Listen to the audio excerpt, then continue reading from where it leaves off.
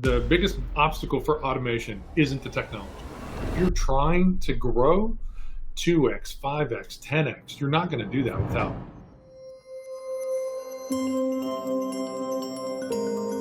Welcome everyone to our D3 AMA. I'm your co-host, Mike Almeida, along with my business partner, Mark Gibson. And we've got an exciting chat for you today, as I'll call it. One of the things that we often find when businesses are growing or scaling up is this thought or concept of how do I modernize my IT? And so when you get in business, obviously there's a few things that you want. We get in business because we want to help the industry, whatever industry we're serving at large. We want to help the people that work with us. We want to help the people that work for us. We want to help customers that come alongside us. And at the end of the day, when we're serving all those things and we're doing what's right, our business starts to grow. And as business grows, it brings its own unique sets of challenges. And most business owners have this idea that, yes, they know that business is going to grow, but ultimately they ask themselves, well, if I can grow my business, how can I make it more simpler, right? Because normally when you scale up, things get challenging and complex. How can I make it simpler? How can I have more confidence in my business that as I serve more people, as it grows, that my business is going to continue to serve those people in the same capacity? As I grow, I want to make sure I have better margins. How do I ensure that my business not only can serve more people, but it can also continue to be profitable at the appropriate levels? And the biggest one is how can I create more profits without necessarily growing more effort? And this is where a lot of stuff happens. This is where most business owners get stuck. They're like, man, I know I want to do all these things, but I just can't figure out how. But I know that technology can help me. I really know that it can be a big part of this, but I don't know where to start. I don't know how. It doesn't feel comfortable, doesn't feel intuitive to me. It really doesn't. I'm not an IT person, right? So we already know that technology can help us because it's got us to the point that we're at today. But I, as a business owner, I don't know when to involve my IT in this next step, which leads me to my question to you, Mark, today is, when is the right time? When do I bring them on the journey? So probably depends a bit on your expectations and your approach a bit, right? So if you are looking at, if your approach to IT is sort of, they're the guys that, maintain and implement my systems, then you typically probably bring them in at the end of sort of your decision process and then task them with, go make this work. And that's a valid approach. It's been the approach for a few decades now for most small business owners, right? But there's another look at this, which is the idea of, hey, do I see my IT team, that IT function, as sort of a partner who shares in the responsibility of driving business results or solving business challenges? And if that's the approach that you take or want to take, that involves getting them involved much sooner, right? In that sort of upstream business process discussion planning stages. I think, my position, our position, I think for most of this is the idea that as you're looking at your business maturing and growing and scaling, that assuming you have any kind of traction in the market, which I mean, assuming you can reliably generate revenue. Once you've done that, the next stage of your business, the most influential thing, the single factor that will influence it, is how well you use technology, right? So every function is going to have an idea about, so your HR team, your finance team, your sales team, marketing team, so on and so, they all have their approach and their philosophy on how to improve your business results. But in 2025, all of those are underpinned by technology. And so the thing to keep in mind as a small business owner, though, is that there is a separation between your technology and your IT team. The technology is the bits and bytes. It's the systems. It's the things that you're trying to use, the tools that should be at the end of your process, right? That's what makes your process is better and more valuable. But the IT, that's the team that's managing. And so if your approach to technology is separate from your approach to your business, you don't have a lot of fit. And so that's what we kind of talk about as IT cohesion, right? How well does the technology fit with the business? The IT team's responsible for helping you manage and deliver that IT cohesion. What's the fit in terms of where you want to go with as a business and where you want to go from a technology perspective? And so the sooner you involve the IT team, the better your IT cohesion is going to be. So, I just said that, hey, your biggest factor is how well you use technology. The single biggest factor that determines how well you use technology is how integrated is your IT team into your business operations. So there's a couple layers there. So this is a real interesting concept, Mark, because I think for most business owners, they have this concept of what an IT team is. And if I'm understanding you correctly, there is the technology or the function, and then there's the team. And so tell me a little bit about why is there such a disconnect here? What have you seen in the industry that makes it so disjointed, I guess, for lack of better terms? It's just the maturation, evolution of technology, right? The role it plays within a business as a whole has grown exponentially, right? And so if you go back, 30, 40 years where a lot of small businesses, this generation kind of starts, things grew up in that space, it's really just, I need to involve IT when something's broken. They're the guys who handle sort of the bits and the bytes. They'll make sure my systems are up and functioning. But that's really about the extent of the involvement. The challenge there is if that's all your IT team does, there's really this sort of critical gap that lives between the technology or the tool itself and the business process or the operation, that activity. And that's got to be bridged somehow. In a lot of small businesses, there's a power user, somebody who's familiar with systems, right? They're not necessarily a technologist or a technician, by trade. They just are really familiar with the systems. But it ends up that they're the only ones that are kind of connecting the technology with the business, so to speak, closing that gap. As your business grows, it needs to have a function or a team dedicated to that. So your IT team is the most logical group for that to be the case. They need to grow and mature in your business from just making sure the systems are up and running to making sure that your team knows how to use them to deliver value. And the IT team can't really help do that without being involved on the business side. And the business side can't really do that because they don't have the technical knowledge and expertise to marry the other side. So that's where the gap is coming from. What you've got to be able to do is, what's the best thing for my business? How can I bridge that gap? It's not going to be your business team, your employees, your users typically going and learning the technology. It's going to be having your technology people learn the business well enough to close it down. So I guess for me, being in a business space for a long time and being in the industry, I've always seen it where once a decision on technology is made, usually companies will then bring IT involved to help get it set up or make sure it operates it correctly. What I'm hearing you say now is that it probably should happen if you have a desire to scale your business or grow it or mature it. The interaction with IT needs to happen before the decision is made. Yeah, I mean, it's not like every decision is large enough that everybody has to be involved, right? So, I mean, there are limits to the piece, but as a general rule, yeah, absolutely. Your IT team should have somebody on the roster, I guess we'll say, who's got enough business acumen that they can marry their technical expertise with their understanding of your business and kind of help guide you on what's possible, what's reasonable, what should be expected. When you take everybody's interested in AI, everybody's interested in automation, right? I would tell you that the biggest obstacle for automation isn't the technology. It's the fact that the business processes aren't standardized.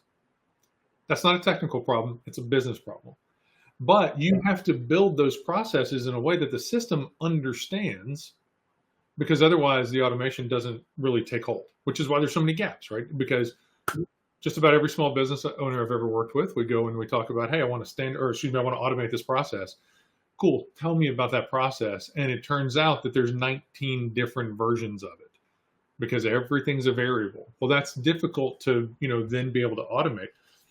The future, the promise of AI is it's supposed to be able to close that gap, right? It can kind of do the thinking for you. We'll see how that turns out. We're still a ways away from that being the thing. But in the interim, the way you get value from that technology, that way you, from an automation perspective, is by having the technology guys understand the business side of it so that you can translate that language well enough to help the business users build their guardrails to say, okay, here's how where we need to operate so that we can leverage the tool to achieve the business outcome. Sure. So Mark, I know you obviously you've been in the space for quite some time. And I have to imagine you sound very passionate about this because you've probably had a lot of experiences. So can you talk about some experiences of what you've seen from small business owners who, A, have involved their IT team before the decision is made, giving them a seat at the table? And then also talk a little bit about maybe some instances where you've seen them brought in after the decision has been made, after the technology has been selected, and what you've seen between those two. So it's interesting, a lot of that. So I'll step back to say that this fit piece that we're talking about, right, is we're largely talking about it from the business side, but it's also from the IT team side as well, particularly if you're an outsourced provider like we are, right? So a lot of those things are frustrating on both sides of the equation. It's a frustrating experience for the business. It's a frustrating experience for the IT team. If, as a example, you make a change, right? Even something as simple as, hey, I want to buy a new PC, or I want to put in a new printer, or I want to add this kind of software. A lot of those things can be disruptive, even though they're a simple action from an IT perspective. They can be very disruptive to the business workflow around it if those considerations haven't been made. And so by blending the business and the IT before you do that, it should be that there's no disruption. It should be that there's, less time on the backside, of making sure the dust settles. Again, putting a new PC in for a user, even if it's an existing user, they're very familiar. How often, do you put a new PC in? And as a user, it's 3 to 4 weeks before you're like, oh yeah, I got all my stuff back on here that I should have had before, right? And so the idea of that fit, the reason I bring that up is for us over time, we sort of started to prune those out, right? The idea that that's about the fit, to say the IT team, we as an IT team understand and look for businesses are going to involve us in that planning so that we can contribute, because that's a much more valuable experience on the business side as well. But it's also minimizes our agita, right? In terms of we aren't spending so much time in a reactive state because there was planning before that.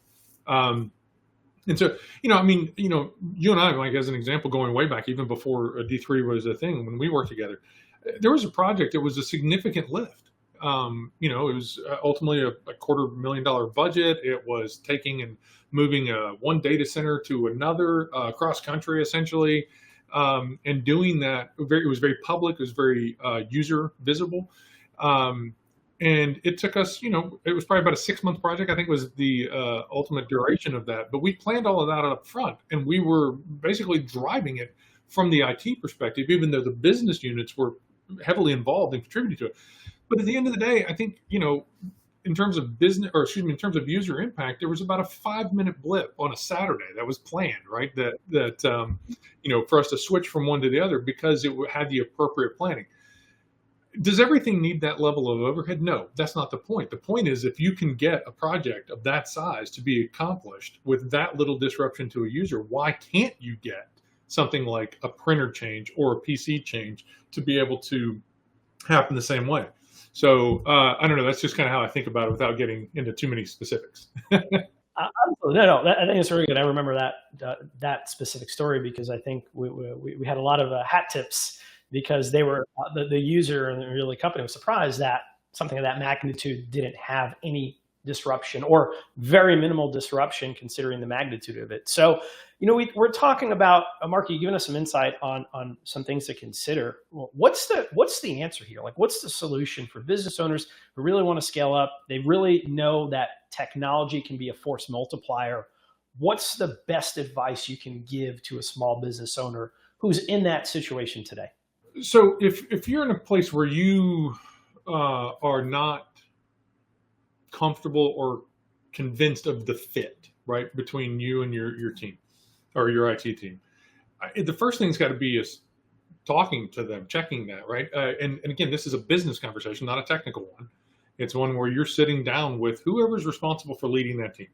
If you have a one-man team, it's the one-person team, sorry. It's the one person to sit down and to then talk to them about the idea of what are, the business goals. How is this contributing to that? What's the impact of, again, it could be security, it could be automation, it could be, functionality of the systems.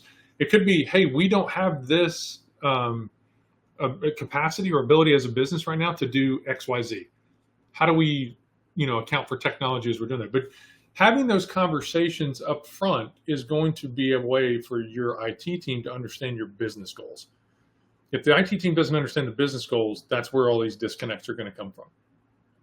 But they also have to be able to express that understanding in business terms. You have to be able to understand their plan as much as they have to be able to understand your plan.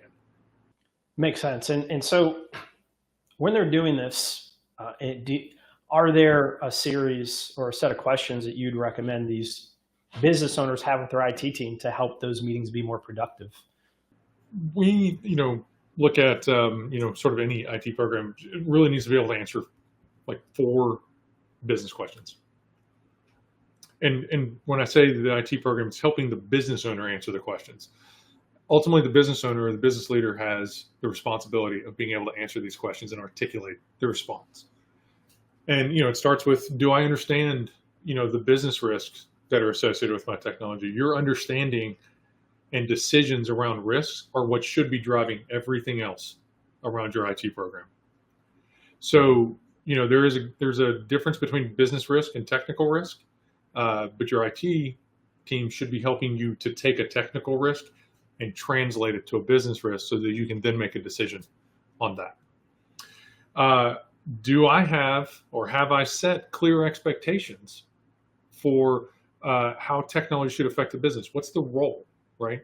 Are we a heavy user of technology? Are we a lighter use? We want to do certain things manual because that's the culture that we've established. Do we work remotely versus on site? What are our challenges around, just being able to, again, have users leverage the technology effectively? What is that expectation? And so does the IT team understand what that expectation is from you as the business leader? But then there's also the question of, do we have the right tools, right? As the as the IT leader is having that conversation with you about the business goals, what they should be able to do at that point is to understand, hey, we are missing some things. We need to have a different tool. Or, well, it could be a different tool. It could be the same tool. But more importantly, here's what most often happens. Your ability to get more value out of technology doesn't come from buying new technology. It comes from using the existing technology in a different way. So the business users aren't quite as familiar with everything, the features, the concepts, and so forth. And so they just do what makes sense as you're kind of growing, right? I just need to be able to get it done. But there's getting something done, and then there's getting something done well. And well might be some version of better, faster, cheaper. But at the end of the day, that's what technology is supposed to be able to help with. So, again, the IT leader should be able to weigh in on, we do have the right tools for that, or we don't. And then last and least, or not last but not least, is once you've kind of given those considerations, is the business protected? Introducing technology generally introduces some sort of risk.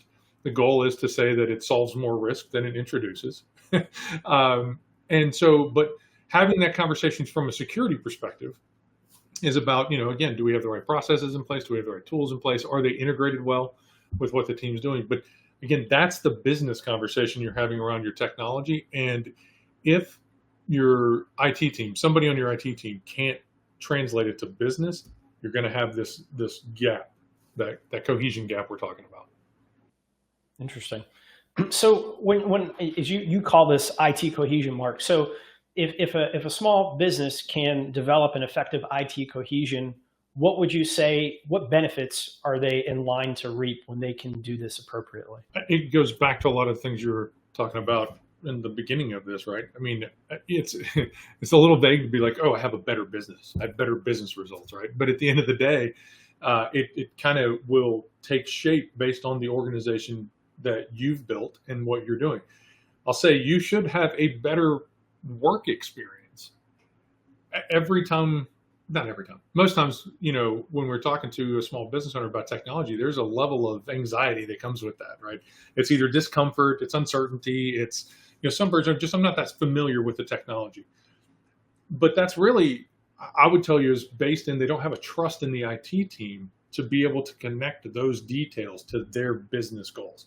And so that's what ultimately gets addressed, right? Is you have some comfort, maybe some confidence that the technology direction is the same direction as your business, and so therefore it should be able to help it move faster, and it accelerates that, right? So that would improve your business results as you're going along with this. And then, of course, depending on your business goals, it's also going to be what helps create the leverage for you to be able to scale. If you're simply looking to improve your profitability but not grow, that's a benefit, right? But that's also what it looks like for one group of people. But you could probably sort of brute force through that a little bit if you wanted to. But if you're trying to grow 2x, 5x, 10x, you're not going to do that without an effective use of technology. And so that's where you've sort of got to, doing all of this allows you to move forward as you want to. Sure. And you mentioned earlier, Mark, not every decision is going to have this drawn in group of people that need to be there, but is there a cadence or is there a recommended threshold for how often leaders should be having this conversation with their IT team or this sense of IT cohesion? Is there what would you recommend that look like for small businesses today? Yeah, so it's interesting. We've been talking in this conversation. So the for every founder, business leader, right, what they learn over time is that, growing a business is this blend of sort of strategy, risk management, operations. It's all going together, right? And but it's across every single area of your business. And even though we're focusing on IT here, it's not that IT should be separate, because that is kind of how it gets treated. But I would tell you that it should be on the same cadence that the rest of your business is on. So for instance, if you are a business that doesn't do much in the way of, business planning, whether that's quarterly, annually, 3, 5 years, however you, kind of structure that, then, you're kind of going to do IT ad hoc as well. IT is just going to be one of the limitations you're going to have growing your business. Like, it's not the only one. If you are a bit more, structured, planned, and do those rhythms, that's when your IT team should be involved. Whenever you're doing strategy, whenever you're doing planning, your IT team should be involved. So again, whatever fits for your business. Some businesses, it's monthly. Some it's quarterly. Again, depends on sort of your pace. But it should definitely never be less than annually. Excellent points. All right, I'm going to look at some questions here. There are a couple that are quite interesting. So here's one for you. Isn't it more expensive to involve business or involve IT in the beginning versus after a decision is made? Well, so the short answer is no. In the moment, it might be though, right? Like your cost might be more upfront, but that's, as the entire part of what we're talking about here is, again, not just as it relates to technology, but it relates to running a business. You're better served to evaluate total cost of ownership rather than the initial implementation costs, something of that nature. So largely, again, let's go back to even just a single example of, changing out a PC. I change out a PC, if I do that planning up front and I have that user fully back to productivity within, let's call it a 24-hour window, that is about, as good as you're going to really get. But the next side of that, if as a comparison, if you didn't bother with the planning up front to have the IT team build out their systems and standards, and that user's not able to do the things they are used to doing for a 2 to 3 week period, what's that cost to you? I'm positive that it's more than whatever the cost was for the IT team to have built those things up front. So short answer is no. Long answer is that's why. Okay. Oh, here's a good one. How do I know if my IT team has business acumen? It's a little bit in the eye of the beholder, maybe. There's not like a bar you can jump over. You don't get a certification for business acumen. So it's that conversation we were talking about before, right? With the sort of those 4 business questions. It's going to be about your feel. I can't express enough how much this is fit, right? For you as a business owner, because it's about how to help you be more effective. And so the first thing I tell you have to do, you can't even begin to get a sense of how business savvy your IT team is until you start having business conversations with them. Again, most often business owners are trying to meet IT guys on their turf and going, I don't understand the 3-letter acronym. I don't understand this concept. Of course you don't. It's not your area. Part of your IT team, like, again, this is just a maturation of the function. Like, so providers and or in-house teams have to recognize that they have a responsibility to be able to develop that skill set if they really want a seat at the big boy table. And that's what we're talking about here. The business decisions get made at the big boy table. Should your IT team be there? Yes. Is your current IT team capable of being there? I don't know. That's what you're asking. You know what I mean? Yeah. Okay. And the last one here is, can you repeat the 4 business questions that your IT team should be able to address? I think the ones you mentioned it earlier. Yeah, quickly, it's do I understand the risks that come from my technology, the business risks? Have I set clear expectations about how technology affects my business or should? Do we have the right technology in place to achieve what we've set as our goals? And then is the business appropriately protected? Okay, awesome. Well, it looks like that's the end of the questions here, Mark. So in the 2 minutes we have left for our AMA, any final words, imparting wisdom on this topic that small, medium-sized businesses should take away from today's topic? Just, if you've got a clear understanding for yourself about where you want your business to go, if that's anywhere other than maintaining the status quo, you have to embrace the technology part, but more importantly, you've got to find a partner that can help you with that. And not just, again, that could be an in-house, it could be an outsourced, however it is, you need somebody to help you translate that. But it's not about understanding the technology. It's about understanding how the technology connects to your business. That's what you're wanting from the partner.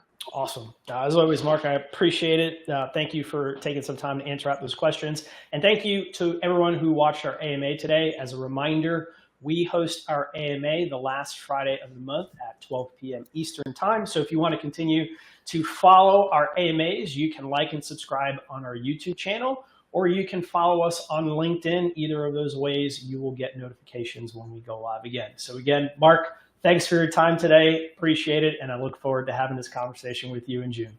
All right. Thanks, guys.